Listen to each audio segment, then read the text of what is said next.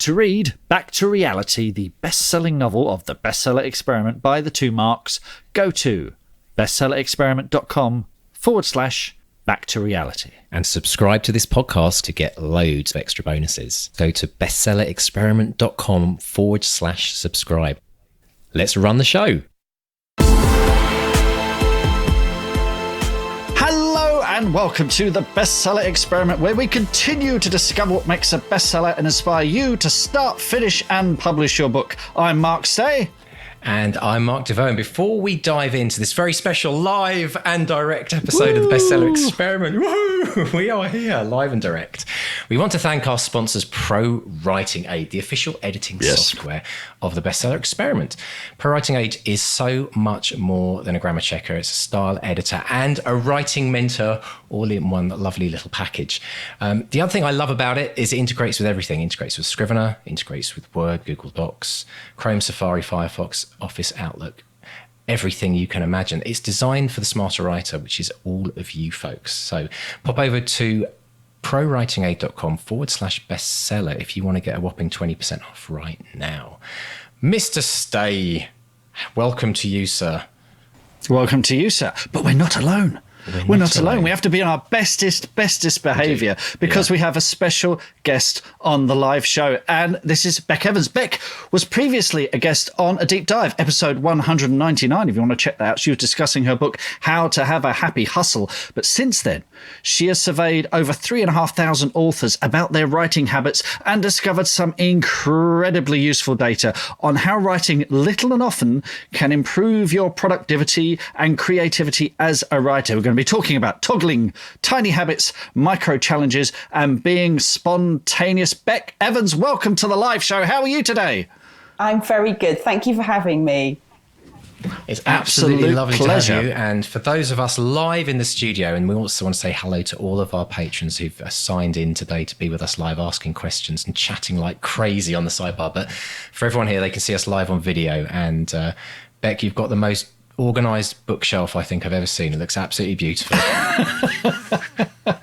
Thank you. You see the rest of the house. Well, yeah, exactly. No, it's all good. It's all good. It's lovely. I'm going to, as soon as this is finished, I'm going to be rushing off to get mine sorted because it's a right old mess, I tell you that. So, Beck, you've been... experimenting is probably the wrong word, because if you want to experiment on writers, you should probably strap them to a chair, give them a blank piece of paper and say, write something, and that would terrify them. But you've been looking at their habits, their writing habits, and this is on theme for us, this idea of writing little and often. What have you discovered? Oh, I am an absolute writing habit geek. So I have to make sure I turn some of these insights into some proper tips for all of you. But there is so much to sort of figure out about how people write. And I'm a big believer in learning from what other people do, but never judging and sort of comparing yourself. So that's my first thing, is that whatever I say, take it as a piece of inspiration and don't feel bad that you don't do it in the same way, because that's the worst thing you can do for your own kind of writing productivity. But in summary, the short approach is that there's four main ways that we find people find time to write. And it goes all the way from what's kind of the classic productivity tip, which is write every day, which is a brilliant way to write, but actually can make a lot of people feel very bad because it's not possible for all of us. All the way through from binge writing, which is a kind of little and often, little kind of, but for long periods, if that makes sense. So big breaks in between your writing, to a much more spontaneous approach and a scheduled approach. And I can sort of dig through what all those four approaches are and how you can make the most of them. But I was wondering if, I don't know if people here have a particular approach they use. I mean, do they swear by daily? And with your challenge for 2020, is everyone managing to write every single day? Yeah, it's a very interesting question. In fact, one thing we have discovered from the statistics at this end is that the majority of people are writing every day. Not every single one of those people are remembering to submit their word count, which is interesting. But there are still people who are struggling, and I can understand why, because I think within the whole routine and habit side of things, sometimes the day just gets away with you, and that's why we've really been talked about doing a streak and then not beating yourself up if you miss a day. But yeah, I think so. It's interesting. Even with a challenge of 200 words a day, there are still people that are struggling. So it asks the question: how can those people? Like, we want everyone to be able to take part. So how can we get those people to focus and write? We Mark Hood, who's with us tonight as one of our patrons joining us on the live show, he put a post up on the BXP team, and I can give you. He asked how everyone was getting on, and he was just deluged with answers. But I'll pick out a few. I mean, Mark himself said, he's managed to write every day. His lowest was 210 words, a highest 1,975, and completed a half outline, 25,000 words in a month, which is great. He says, it's been easier than I thought to keep up with it. With that low target means there's a lot less resistance if I don't just feel like it. So Richard Bat Brewster said, reasonable first month, often writing more than 200 each day, and only a few days when I struggled to reach 200. We had Ed Howard, did it every day, which is unbelievable, managed about 23,000 words. Some days were a real struggle. Interesting to see that what happens when you have the discipline, just ride through it. 200 words always seems doable. Anne Woodward wrote all but a couple of days, reached 24,000 words. Amelia Vincent, over 25,000 words, so people are really kind of smashing it. It does seem to be working for people. Yeah. And it's so important. So like whatever goal you set yourself, it works to start really small. So that whole idea of getting some quick wins. So setting a low word count.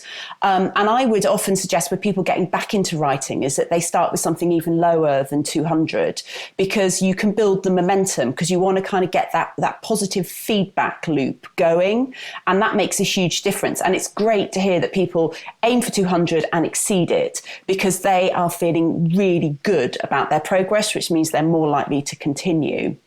One of the key things around sort of daily habit is a lot of people struggle to find out where it fits in their day. So it's really worth playing around with what that looks like. And literally before you even start, one of the suggestions is you attach your daily writing to a habit you do already. So something that's in your current routine, and then you start to get the association between them. So a lot of people do their writing first thing in the morning, because you have quite a lot of routine. A lot of people have a lot of routine in the morning. So doing it immediately after breakfast, doing it, on your commute, getting to a coffee shop before you go into the office is a really good way of kind of fusing the habit into your routine. And there's no set time for how long it takes to build a habit. That kind of data around it takes 21 days or 64 days. It completely depends on the habit. And writing is often seen as quite hard. So it's quite hard to create a habit that sticks permanently because there's quite a lot of resistance to doing it. So you just have to kind of, the more you build it into your day, the easier it can be. But what I suggest is that people have like a backup plan for their if they miss their daily routine, because even if you regularly write immediately after breakfast, there are some days you've got to get the kids to school earlier or go to the dentist. So you are going to have just life and everything else getting in the way. So using one of the other approaches, so the spontaneous approach can be a really good one. And this is one that's really growing with people having quite unpredictable routines. And it's particularly amongst academics who use something called toggling, which is writing for less than 15 minutes. And it's been observed, there's been some studies of watching academics move across campus, where they literally go from one lecture and then they'll sit down at a coffee shop or in the library and do 15 minutes and then go to their next thing. And you can actually, by grabbing those moments and being a bit more spontaneous, you can make huge progress. But the tip with that is to be prepared. So know what you're going to write and have the tools with you so you can seize those opportunities. So don't worry if you can't become one of those habit-driven, regular routine people. There are alternatives. That's fantastic. I love the idea. I remember that one of our BXP team members saying that instead of asking his son and shouting at his son to get ready to go to school, he decided to write for 15 minutes. He wrote his 200 words. His son showed up at the door on time. All was good. So it's something about snatching those little moments in your day, which I think so many people don't realize that's where the wins are. We think we don't have the time, but we do have those little slots. And if we can make the habit around using those, that can be huge. Hayley Coulter here has a question. Is it your writing routine or habit you need to focus on, or should you look at your overall routine and see if there is something else that needs to be refocused to allow time? So that goes back to what you're saying about finding the perfect spot. Yeah. So if we take these kind of different approaches, so the regular routine is often seen as kind of same time, same place, part of your habit, and that's often seen as the gold standard. But I would say don't get hung up on that at all. For other people, and it varies across. When we do our surveys, we look at different types of writers, and we find that creative writers are more likely to have either a binge writing approach or the spontaneous and the scheduled, whereas academics very much go for this scheduled approach. So what they would do is look across a week or two and go, I'm not going to be able to write daily. That's impossible. But I can write 3 times a week, and just literally time box it. So schedule it into your calendar and treat it like any other appointment. And we often cross our data with things like satisfaction, fulfillment, how happy they are with their writing and how productive they are, which is, there's 2 measures: how much they've actually published, how much they actually write, and how they feel about their productivity. And we have found that daily writers are the happiest, because I think they're probably quite smug because they're all getting up at 5 a.m. and doing their yoga and drinking their lemon tea and feeling really proud of themselves. Whereas scheduled writers are actually more productive because they go, I've only got 90 minutes, I've got to get this done, and I'm not going to write again until next week, so let's go for it. So they actually get more done. And I think it fits very much with this kind of pragmatic approach we have. We have lives, we have jobs, we have families. Our time is very precious, and writing fits alongside those other priorities. So it might only be something we could do every couple of days or twice a week. I find it fascinating that if they're creative writers, they tend to binge and be more spontaneous because they're waiting for the muse. And of course, as we know from our friend Shannon Mayer, that your muse is your bitch. You can't, you have to turn up and do that. We had very early on, we spoke to Nick Ostler and Mark Huckabee, who are screenwriters, and they write a lot of children's television. They're up against great deadlines. They've been doing the Moomins. So they got 23 episodes of the Moomins to write in 6 months or whatever. And they said they can't afford to have writer's block. They have to turn up every day. And I guess that's, if you're an academic, you've got students waiting for you or whatever, you've got to deliver to a certain deadline. Whereas, if you're writing a novel and there is no deadline, the temptation is just to let that, whenever, I'll do it whenever kind of thing. Yeah, I think definitely. I think we did quite a lot of research into academics because we found amongst all the writers that we've worked with, all the way from screenwriters, scriptwriters, poets, short story writers, novelists, nonfiction business, and sort of academics. Academics are under the most pressure. And so it's really interesting to look at extremes of writers because you can really figure out what's going on there. So they have to write to get promoted, but they never have any time to write because they're meant to be doing all the lecturing and everything else. So it's this kind of wonderful, horrible mess of kind of pressure that they're under. But what was really interesting around academics is they often start as PhDs where they write daily because it's all they have to do. And they kind of feel like they've got all the time in the world, and then they all panic towards their final deadline. And what we found is how academics, we did sort of longitudinal studies across their whole careers about how their writing patterns change. And I think that's something that we should all learn from, because how we write now won't necessarily be how we write in the future or how we've written in the past. So if you were a brilliant daily writer and it worked brilliantly for you and you felt wonderful and productive, and you can't do that now, you can get quite disheartened. So what I encourage people to do is experiment with different approaches, because you'll find something that's going to work now, and then it will change again in the future. So don't get disheartened if what you used to do no longer works. I think of very specifically people, young parents who didn't have kids, and then a child comes along, and then suddenly their routine is no longer their own. They're dictated by when a nappy needs changing, or when something needs feeding, or just the physical tiredness of thinking, I just haven't got the energy to write. But I think what's kind of fascinating about what we're saying, Beck, is what I'm hearing is that the more routine we can establish in our life, wherever we're at, whatever age and whatever stage, the more likelihood is that we're going to be able to get through those harder times where our schedules are like roller coasters. And I think that's where, for someone to say he's retired, who's got all the time in the world, I mean, we know that's a myth anyway, it's retirement, but for people, when they've got a lot of time to write, it can be just as hard as well to get a writing routine because there's no real push or pressure. And so it's so fascinating to know that it's actually down to the individual, but it's also something that we can't guarantee is going to be the same for years and years, and that we have to almost have this flexibility to allow ourselves to shift, a bit like our character might do in our story over time. It won't necessarily turn out the way we think. So what would you say would be, from the statistics and the things you've looked at? We've just done a quick poll actually in the studio, and 57% of our studio audience do have a daily writing habit, yet 43% don't. So what kind of tips could you give those 43% who they're all saying in the chat, I don't have a habit, but I'm desperate to start one. What's the starting point? What would be the thing you would say to them? Do these 3 things tomorrow to get going. So the first thing is to kind of manage your expectations around that, because you might want a daily writing habit, but if you're part of the 200 EXP challenge, what you're really looking for is over a week or 2 weeks to hit a certain word count goal. So it might be that what you need to do is kind of step back. It's like, here's the goal I'm aiming for. So every week I'm aiming for 1,400 words.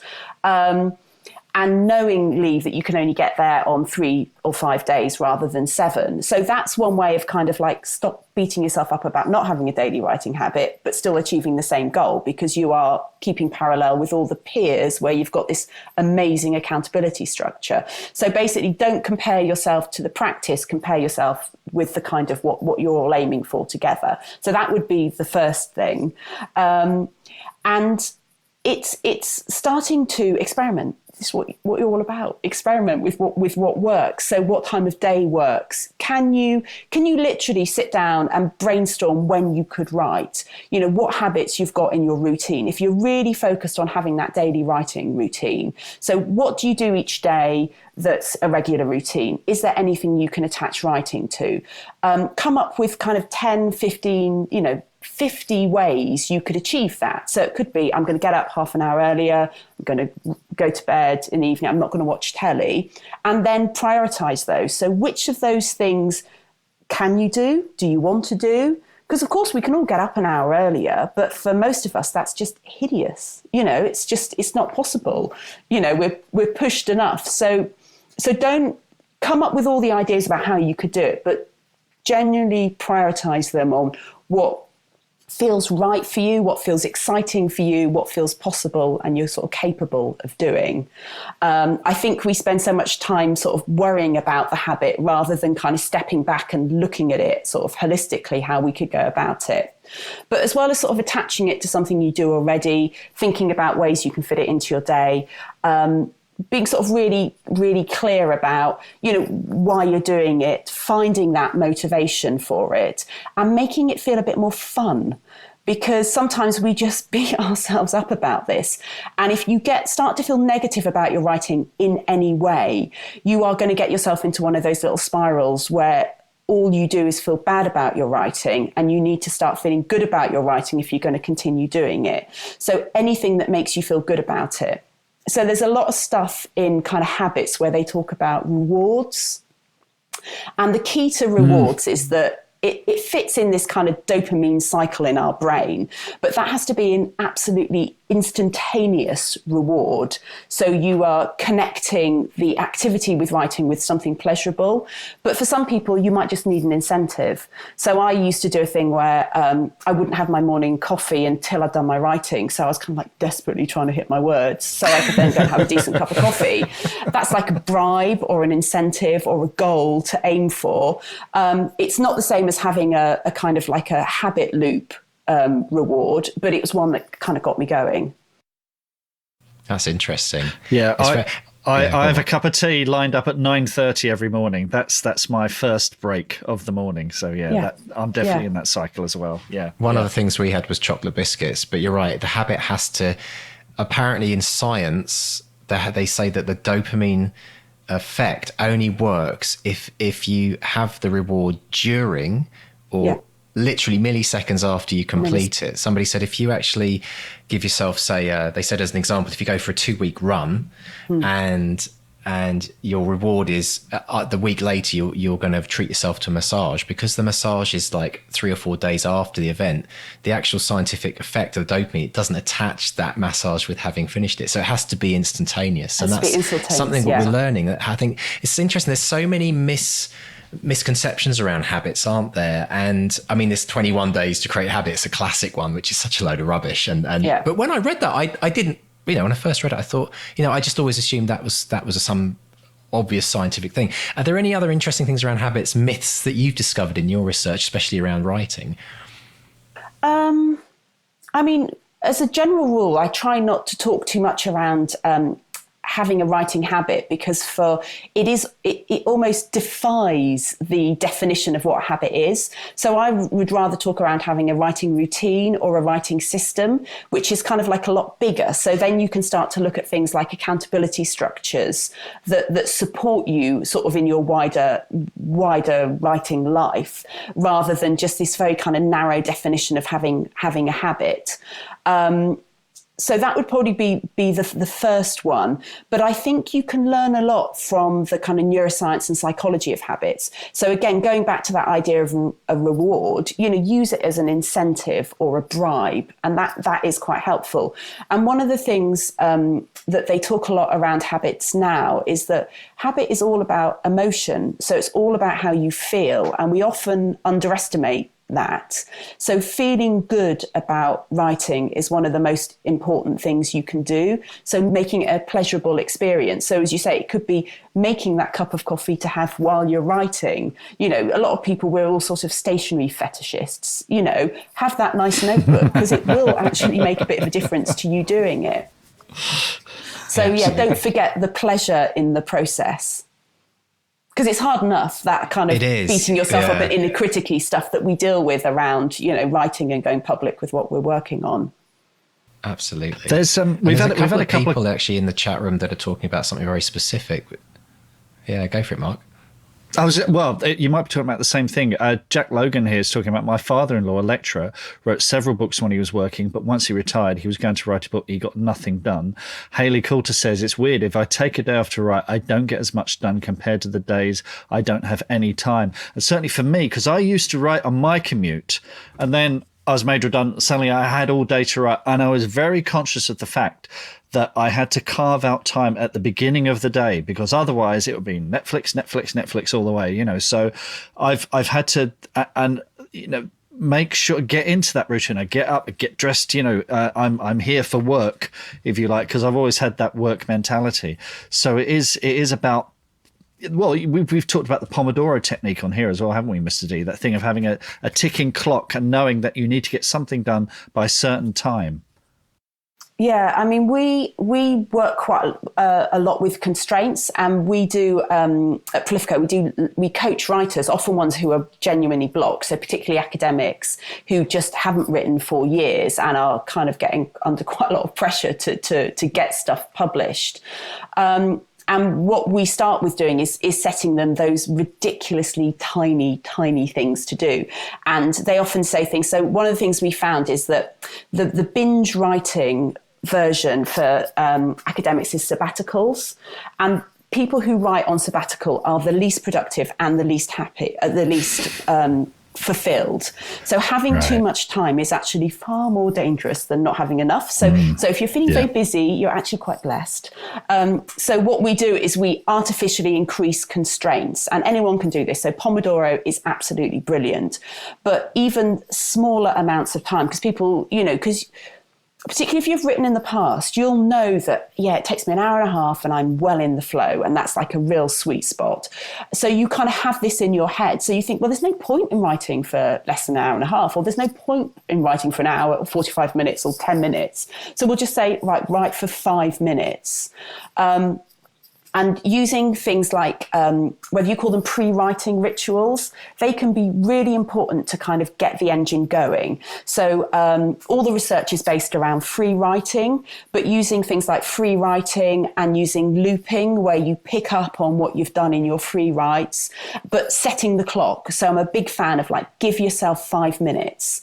And if we want to dig into procrastination, I mean, I've been talking to people about procrastination for years, and helping people figure out what they procrastinate on and why they do that. And also using that as either a trigger for writing. So for me, I love Twitter.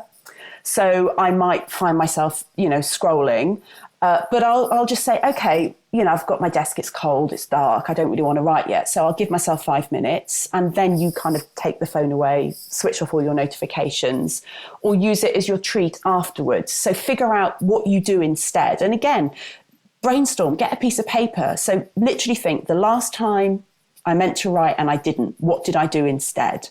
What was my procrastination tendency?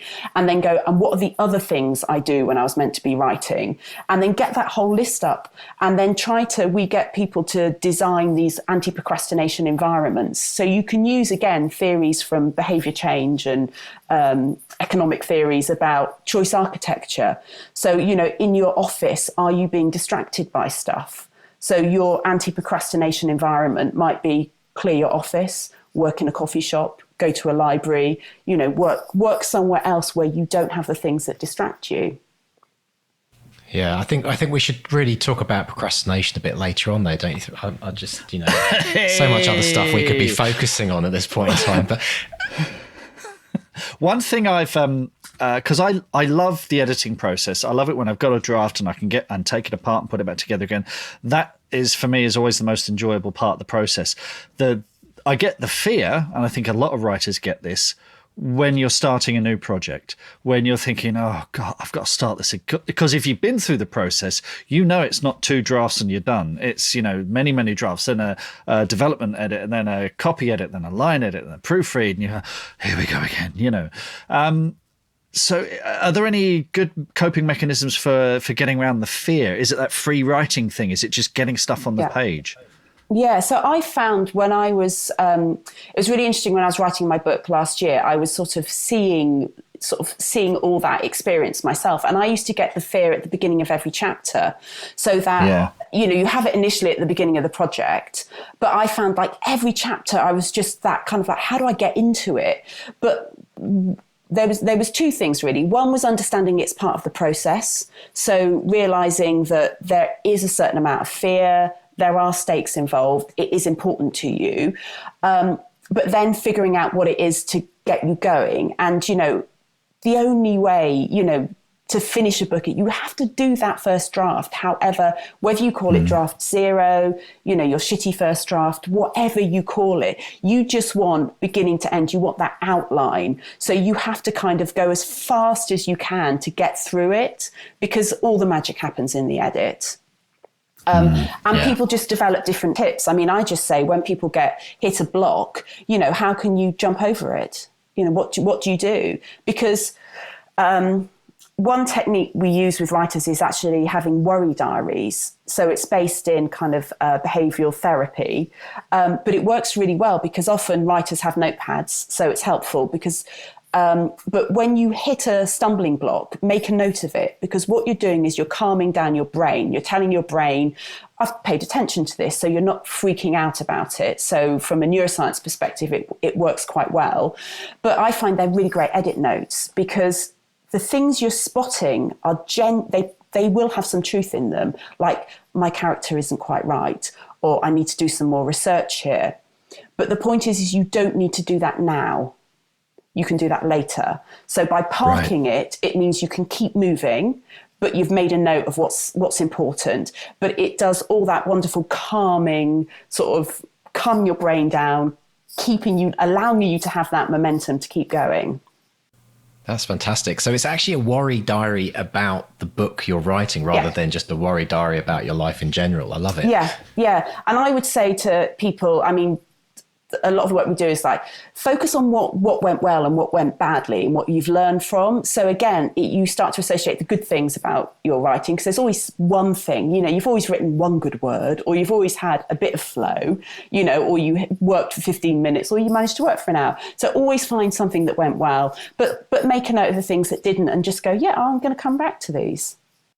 Yeah, and it gets it out of your head ultimately, so it frees up your creativity to focus on the things that are working, which I love. Yeah. That's a great idea. Really, really good.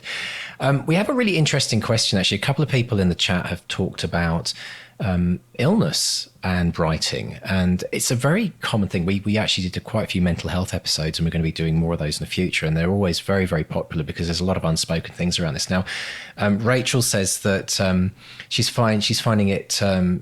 or adapting her writing method from being a pantser to a plotter, and it's been really difficult due to a recent diagnosis of a debilitating condition. And she's wondering if you have any advice on how she can make the transition easier and more obtainable, because she's been stuck in a rut.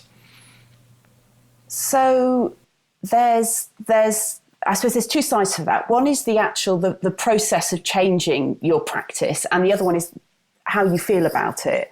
And they're two separate things, really, because the process of learning how to do it is just like any new skill. It takes time and application, and you need to make mistakes and learn from them and try better. You know, it's hard learning new skills. So it's going to take a bit of time and practice to get better at, you know, changing. So be kind to yourself about that, but also recognize what's hard about it. Why is that giving you anxiety? What's the fear that's really going on there?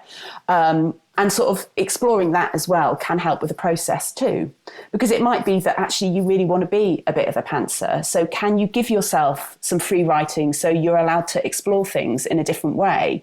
So balancing different techniques as well can make a real difference.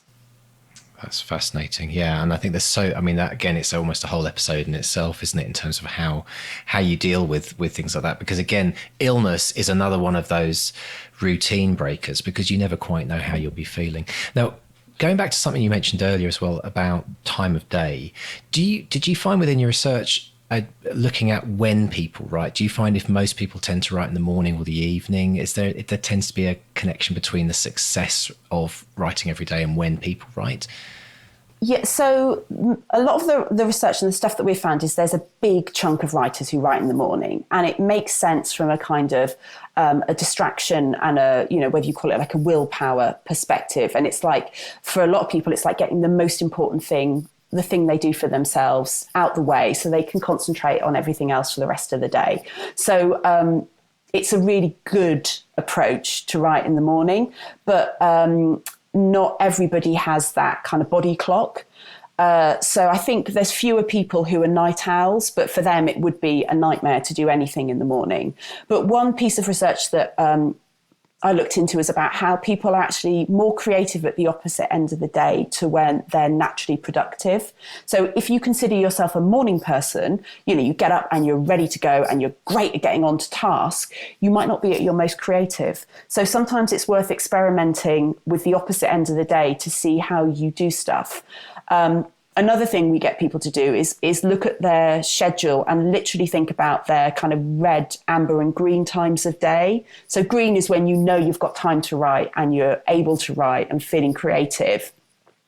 Red is when you're booked and you can't do anything. So basically stop feeling bad about it. You know, there's 10 hours of the day where you can't do any writing. That's life. Stop feeling bad.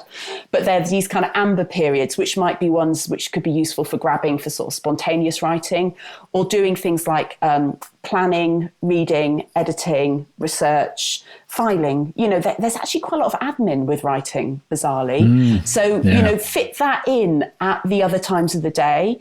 And I always say to people, I mean, you've got a goal where you're focused on 200 words a day, but I like to think about writing as a routine. So if I'm doing anything that moves my writing on, that counts as writing, except when it's procrastinating.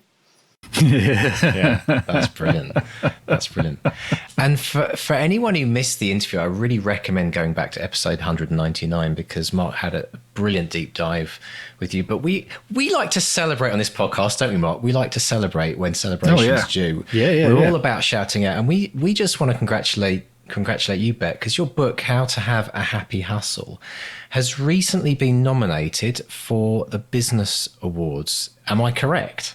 Yes, yeah, it's very Congratulations, that's nice. amazing. You must Fantastic. be over the moon. Yes, definitely. And not only, it was also, I think, voted Book of the Month when it first came out. So this is the second bit of huge recognition you've got for the book. That must be so rewarding for you after all of the time and effort spent putting it together. Yes, I mean, as we all know, there's a big difference between the writing process and the publishing and the kind of marketing and how and if readers ever read it either. So yeah, it feels really nice when people do like it. So if you haven't checked out Beck's book, I really recommend you to go and do it because it is about hustling. It's about the things we all have to do as a writer, and amongst everything else we do, the side hustle. There's so many great bits of advice in there, and I recommend people checking it out. You can get it on Amazon and all the other good bookstores. And also, Beck, if people want to check out more about the work that you do, because you also have a company called Prolifico with a K, how do they best find out about your other work as well? Yeah, so the business I run is called Prolifico, so Prolifiko. You can find us .com, and we're on Twitter, and we're starting to play around with Instagram. But we have a newsletter that goes out every fortnight, which is full of kind of sciencey, habity sorts of tips and advice. So do sign up for the newsletter to find out more. And you can find me on Twitter and all the usual places, procrastinating at Eva_Beck. So yeah. Absolutely awesome. Well, Beck, it's been so wonderful having you on the show today in this live environment. I think you are one of the first guests we've ever had live on the live show, which is amazing. And I'm so pleased that we got here. We got to this place, and absolutely brilliant. So thank you so much for your time, Beck. And I'd really be interesting to hear, maybe have you come back on the show as your research comes in. And obviously we've got all this great research we're getting done with the BXP 2020, and we can kind of cross some notes and see what other things we can discover to help people. Oh, definitely. It's been a real pleasure. So thank you very much, and good luck, everybody, and hit those goals. Fantastic. Thank you so much, Beck. And Mark and I are going to carry on with a deep dive as Beck leaves the studio. It's so nice to see you, Beck. So, Mr. Stay, there's so much to discuss there, isn't there? I don't know where to start. Well, I love the book worry idea. I love that. Or the worry diary. And Mark Hood has said, my book worry notebook is the comment feature in Scrivener. That way the problems are highlighted already when I come to the edit. I do that, because usually I write something, read it back and go, that doesn't work. But rather than dwell on it, I'll just leave a note saying, this is crap, fix it later, so it's a little, just reminds me where the little bumps in the road are as I go along. Shell says she keeps a dream journal next to the bed. I have some wacky ones, but occasionally something makes enough sense to write down, and I've used for some of those pre-sleep ideas too. And again, that thing, I've got a little pad by the bed, so if I get any ideas, I scribble that. They usually, it looks like a ransom note from a maniac, it's just, talk about free writing. But yeah, I love this idea of the worry diary. Just, make a note, leave it there, then you can come back to it. Just keep moving forward. Yeah. And actually, it kind of triggered something in my mind as well when we talked about the mental health side of things. I think it would be amazing for people who are struggling, because we had this question earlier about, is it about your routine of your life, or is it your routine of habit that you should be focusing on? If people find the worry diary useful for their story or their book that they're writing, you could make it bigger, and you could actually add that. I mean, I think a lot of people use a journal. It can become a worry diary for some people, where you kind of like put down all your thoughts. But if you're not doing that, how about the idea of actually using a diary for your life and talking about all the things that are concerning you, because those are going to be weighing down on you when you write as well. And if this idea of getting things onto paper helps to kind of get things out of your head and relieve a bit of the tension and the stress and the anxiety around what's happening, maybe that will also help the writing. So it could be almost like a twofold approach, and one feeds the other. Absolutely. The other thing Beck said that I was really interested was this idea of accountability structures, which is similar, because we've been talking about, you had a buddy, didn't you? When you started doing this, you were checking in with someone. And I've noticed that Claire, since she started doing this, she will come down and tell me how many words she's done, and tell me a little bit about the story, and I have to tell, don't tell me, don't spoil it. So it is this thing of just checking in with people, saying I've done this, which is why the BXP group is so great, because Robin does the check-in thing at the end of every week, and everyone talks about what kind of week they've had, and it doesn't matter if you've had a good week or a bad week, you're just checking in, and you're still in the game, you've still got skin in the game, you're still a writer, even Definitely. If you've had a crummy week. Yeah, I think one of the biggest things we've been learning as we've gone through, and weirdly enough, we wrote this book together, Back to Reality, so we had that natural accountability, which is weirdly enough something we never really discussed much, but now we're doing the experiment, we're recognizing just how valuable that is and helping us get to that goal of writing it in a year. But I do think that it's very important to explore that idea of a writing buddy. It's definitely something we're looking to integrate into the experiment in the future as well, because I think writing, as we've said before, is one of the loneliest hobbies, professions, whichever level you consider yourself at. It really is lonely. You're kind of in your own head all the time. You can only write by yourself. You can't be distracted. And so we do have to build these ideas of additional support groups. And a writing buddy, I think, can be one of the best, because it's somebody who's actually going through exactly what you're going through. And you've got that bonding, whether you write in the same genre or not, or in the same country, doesn't really matter. But the act of writing, you both get each other straight away. And I think that's an absolutely huge thing to look at. I'm sort of hitting a lot of these at the moment, because I'm working with John Wright, who's the director on Robot Overlords. We're putting together this screenplay for a new film. And he's up in Manchester, he's editing a TV show, and he's going between 2 edit suites, but every now and then he has an hour free. And we get on Skype, and I share the script up on screen, and we go through the script and we read back and forth to each other. So you've got the limited amount of time, you've got the that ticking clock, you've got that accountability partner as well. And also, funnily enough, a lot of the time he's not free until like 6 p.m. Normally, I'm like Fred Flintstone after 6. That goes off, Pointless goes on the telly. My day is done. I'm helping with dinner and all the kind of other things. But we had a chat the other night, an hour-long chat, where we talked about the end sequence, like last 10 pages of the script, and I had to go and rewrite them. And I had the most productive evening. What Beck was saying about, because normally I'm a morning person, but suddenly it's 8 o'clock in the evening and I'm tapping away and I'm doing 10 pages of script, and I sent it back to me and he was like, bloody hell, you haven't mucked about, have you? So it was that thing of I'm in the zone. So having that accountability partner, the ticking clock, it's all working for me, definitely. Wow, it's fascinating, isn't it? And having that check-in is quite unique in some ways, because people don't get that opportunity with someone there who isn't writing with them. It's quite a unique setup with you and John, because John isn't actually writing, but he's as much involved in the project as you are. And it's one of these things where it's screenplay by me, but story by the two of us. It's a totally different thing with a screenplay, because I've said this before, the director is the person who is on the set with the sides, the day script, and he has to make sense of it. So he's very invested in making that script be as good as it possibly, and he needs to have the greatest understanding of the script before he goes on set, because you can't waste any time. So he can't sit there going, oh, what was he thinking when he wrote this? He knows what I was thinking, because we've talked about it for hours and hours and hours. He has complete understanding. So it's a great way of working. That's brilliant. So I've got a question for the studio audience, for all of our lovely folks who are with us today. 47% of you said that you don't have a daily writing habit. I want to ask the question, having listened to Beck's interview earlier, is there one takeaway that you're going to try to establish some form of writing habit and routine? Because maybe if you do, we could follow you through on the podcast and see how things go, because that's part of the experiment. The other thing that's so cool about the word experiment, which we never really realized, I think, when we set this podcast up, but the idea of experimentation is it's okay to fail.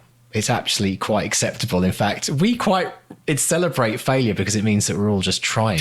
So it's what I'm best at. Absolutely. It's absolutely perfect in some ways. So I think it's really great that we all are constantly trying something, and celebrate failing. I think I told the story before, but if the kids come home from school, I love to ask them around a dinner table, tell me one thing you failed at today. and then we celebrate, because it's a perfect opportunity to say, you're trying. And if we all take on that kind of idea of experimenting and knowing that it's okay to fail, and we will fail, then we don't end up beating ourselves up. So let's have a look and see who's... There's a great line in The Last Jedi, which is my favourite of the new three. And I know it's one that it's total Marmite film, but Yoda, no less, says, "Failure is the greatest teacher." And he's right. He's absolutely right. Get that on a T-shirt, I think. Yeah, exactly. Robin actually says she's going to try adding it right. So adding her writing right after taking Puppy for a walk, because hopefully he'll be calm then. So that's really interesting. So it's actually looking at those external factors that can influence your writing and break in and interrupt your writing, and doing something with that which can prevent that interruption happening. So I really like the idea that you're thinking kind of something external which you can actually affect, even though you can't necessarily always control it. I love that. Yeah, absolutely. Absolutely brilliant. Kerry says she's going to start scheduling getting 200 words done before the school run. Like it. And then we talked actually in a private chat we had about how it's important to have a prompt, something, and actually Beck mentioned the same thing. She called it following an existing habit. So Kerry, one bit of advice for you in terms of scheduling it is what's the trigger going to be that will start the writing? Because if you're looking at doing it before the school run, that's the end of the process. So take it back to that 15 minutes before. What's the trigger? Maybe the kids' lunches are done, or, the kids are out of bed. That's one of my favorite ones. Something has to be linked to that, the prompt that then says, right, I have to start writing now. So that would be, I think, one of the areas where we struggle when we look at the end of the process rather than what actually triggers the start of the process. So that's pretty cool. Laura said for her it's about looking at this negative loop and understanding and being aware of that and working out how to kind of make things more positive again. So that's huge as well, because first step, and I think Yoda probably said this, Mark, did he, at some point, but first step is awareness. First step is understanding where you're at. Awareness is the first step, yes. Yeah. I see a whole range of Yoda BXP t-shirts happening on the merch side of things. That's fantastic. Brilliant stuff. So, Mark, let's talk a bit about social media, or is there anything else? If you want some good news, there's a lot of good news over on the socials. So where do we start? Well, let's John Howard got in touch. He said, "A journey of 1,000 miles begins with the first step." That's a bit of a Yodaism, isn't it? And 91,002 words later, I'm proud to say the first stage of my journey is complete. This is my first ever The End post. My drink of choice is a nice glass of refreshing water. I wanted to include a photo of my phone, as it's where I wrote 90% plus of this first draft. In the cracks of life, 10 minutes at a time. Many, many thanks to everyone who has supported and encouraged me, and all the inspirational posts in the BXP group. Woohoo, I'm an author. So John Howard, huge congratulations on that. Doing it on the phone as well. That is just phenomenal. Massive. Isn't that a brilliant example of everything Beck talked about, of just grabbing those 10 minutes, and look what happens, guys. This is brilliant. Yeah. Congratulations, John. That's amazing and very inspiring for everyone else to hear.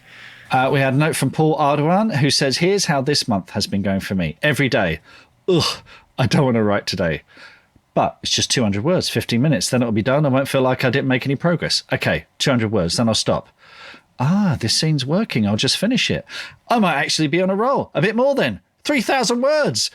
He says, I don't know how long this sorcery will last, but I'm letting it ride. So that's the thing. It's just that just thinking, okay, I'm going to take a little bite. I'm going to take a little bite of the cake. And then all of a sudden, all the cake is gone. So it's... That is great, Paul. Great stuff. Some really, really cool news from Aggie Bloom Thompson. She said, well, Mark Stowe, Mark DeVoe, and all the BX Patriots, that's a new one, dreams do come true. I'm thrilled to announce my first book, I Don't Forgive You, will be released in the summer of 2021. Hard to believe I wrote and tried to publish my first novel 20 plus years ago. See, all you have to do is stick with it for a few decades. How's that for a motivational minute? So Aggie, yes, Brilliant. yes. That is fun. So there's a press release here. It says, former police reporter Aggie Thompson's debut, I Don't Forgive You, about a photographer struggling to fit in among the mom cliques in a new DC suburb when she's framed for a neighbour's murder and must frantically try to uncover who's destroying her life by impersonating her on social media. So it was a deal in an auction, 2-book deal. So this is fantastic. Aggie, huge congratulations. That is just absolutely That's massive, isn't it? 20 years. Yeah. What a phenomenal. If there's ever an award to be given for never giving up, I think it definitely goes Never to give up, Aggie. That's never surrender. fantastic news. Now, Andy Chapman. Now, this was great because Andy had a sort of end of January deadline, and he set that at the beginning of, I'll go through it. He said, good morning. This is on the 1st of February. Good morning, experiments. Last night was a bit mental. I've made a public declaration here. I will complete a novella by midnight on the 31st of Jan. On the 1st of Jan, I only had 1 chapter. Yesterday morning, I still had 6 chapters to write. I decided to document my race to the end with short videos on TikTok, which I saw. They were on Twitter and Instagram. Absolutely hilarious. I need to give myself the added pressure of other people's expectations. Midnight came and I still had 3 chapters to go.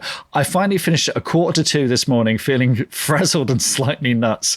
It's done. Much polishing to do now. A cover is in the works, and the story is called The Gnome. It's a homage to creature feature movies from the 80s, Critters, Gremlins, The Gate, and Ghoulies. Fantastic. Oh, love it. And the basic idea is inspired by Brothers Grimm's story of the same name. So he did post the cover, and it looks absolutely fantastic. It's on the BXP group. I mean, if you follow Andy Chapman on social media, you'll find it there.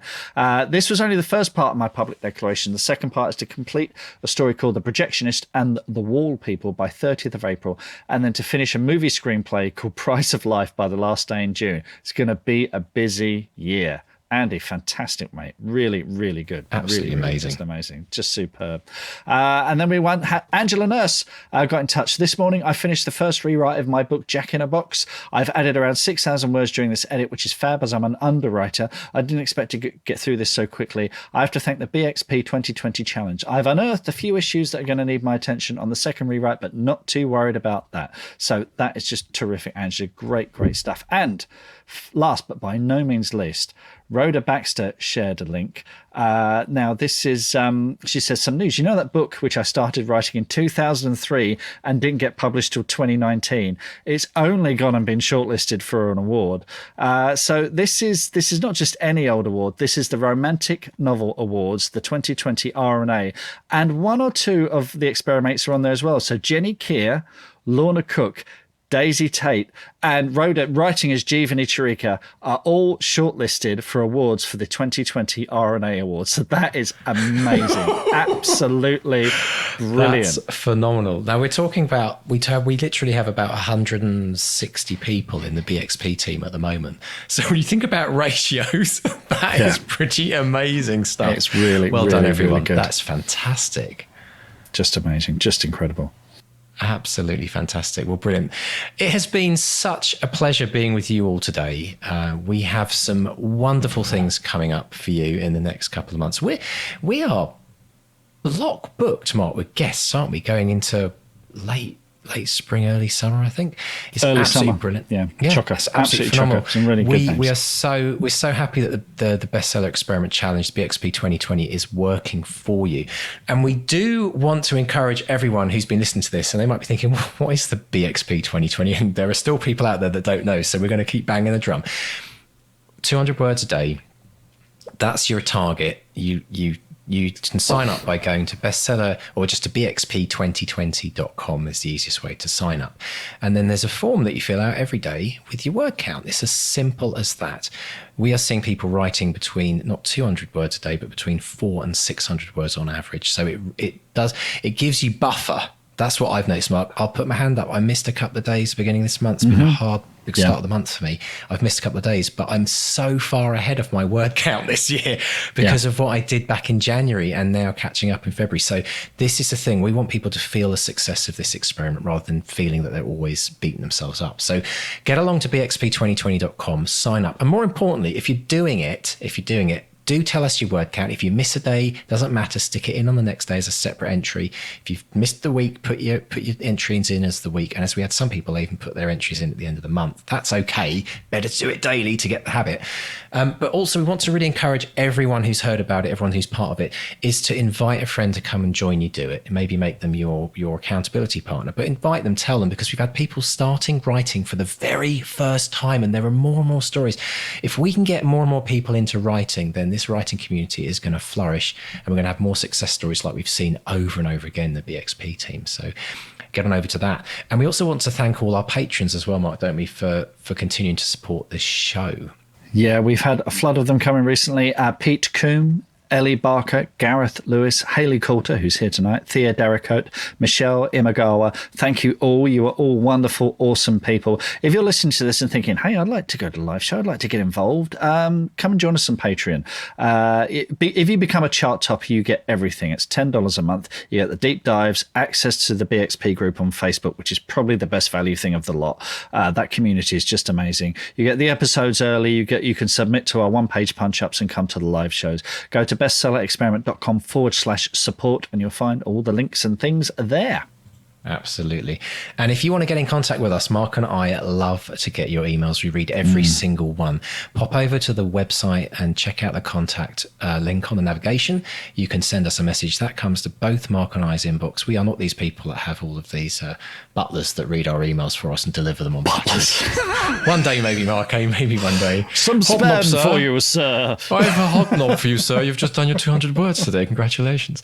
So pop over to the website and do get in contact. If you prefer getting in contact on the socials, we really recommend dropping us a note on Twitter. We like Twitter at BestsellerXP, and we're also on Pinterest at BestsellerXP, Instagram at BestsellerXP, and come and like us on Facebook, Bestseller Experiment. We are there, and we're well over, I think, nearly pushing to, we'd like to get 1,500 people on there. So if you're not on there yet, rush on over and like us, and then we can tell you updates about all the shows that are coming and ask you for questions for the show as well. Tell your friends. If you're liking it, tell your friends. Spread the word. Spread the word. Absolutely.